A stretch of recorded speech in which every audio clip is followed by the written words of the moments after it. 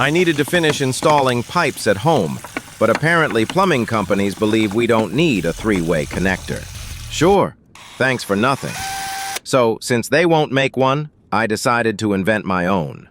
Yes, me, crafting a connector that the pros conveniently forgot to supply.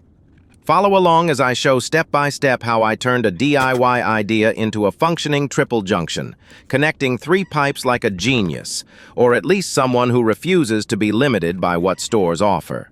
Problem solved. My way.